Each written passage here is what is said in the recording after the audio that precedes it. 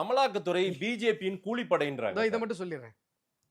அமலாக்கத்துறை பிஜேபியின் கூலிப்படையா வேலை சார், செய்யறாங்க. தமிழ்நாடு போலீஸ் திமுகவோட கூலிப்படை. தமிழ்நாடு போலீஸ் திமுகவோட கூலிப்படை. பிஜேபி கொடியேத்தனா வந்து அரெஸ்ட் பண்றான். இன்னைக்கு கடலூர் கிழக்கு மாவட்டத்தில் ஸ்ரீமுஷ்ணத்துல எங்க கட்சிக்காரன் ஒருத்தன் கொடியேத்தனான்.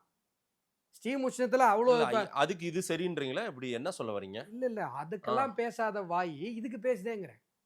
ஸ்ரீமுஷ்ணத்துல ஒருத்தன் கொடியேத்துறான். அந்த கொடியேற்றிட்டு கொண்டு போய் இன்னைக்கு போய் ஸ்டேஷன்ல உட்கார வச்சிருக்காங்க. கொடியேத்துறது என்ன ஐபிசி தப்பு? என்ன தப்பு? கொடியேத்தலாம் சார், பர்மிஷன் வாங்கணும் சார், பர்மிஷன் வாங்கணும். அதே போல பொது இடத்துல இருக்கிற ஏற்கனவே இருக்கிற கம்பத்துல கொடி இறக்கிட்டு திருப்பி ஏத்துறான். ஆல்ரெடி இருக்குது அங்க கம்பம். நான் ஒன்றும் புதுசா நோண்டி போய் வைக்கல. ஆல்ரெடி இருக்குது. விருதாச்சலத்துல 32 பேர் மேல எஃப்ஐஆர் போட்டாங்க. ஆல்ரெடி இருக்கு. பட்டுக்கோட்டில் என் மேல போட்டாங்களே. ஆல்ரெடி இருக்கிற கொடி கம்பத்தை இறக்கிட்டு ஏத்துறோம். அங்க அதிமுக கொடி கம்பம் இருக்குது, திமுக இருக்குது, கம்யூனிஸ்ட் எல்லாம் இருக்குது. காங்கிரஸே தமிழ்நாட்டுல எல்லாம் காங்கிரஸ் கொடி கம்பம் கூட இருக்குங்க. ஓ, காங்கிரஸ் எத்தனை எம்எல்ஏ இருக்காங்க, எத்தனை எம்பி இருக்காங்க? தனியா நின்னு உங்களுது தனியா நில்லுங்க. உங்களுது தனியா நில்லுங்களேன். தனியா நாங்க 12% ப்ரூவ் பண்ணிட்டோம். நீங்க உங்க தலைமையில ஒரு கூட்டணி அமைங்க பார்ப்போம். ஆன்மை இருந்தா என் தலைமையில நாங்க கூட்டணி அமைச்சு நின்றுட்டோம் எலெக்ஷன்ல. நீங்க ஆன்மை இருந்தா யோசிங்க பார்ப்போம். மேடையில பேசுங்க பார்ப்போம்.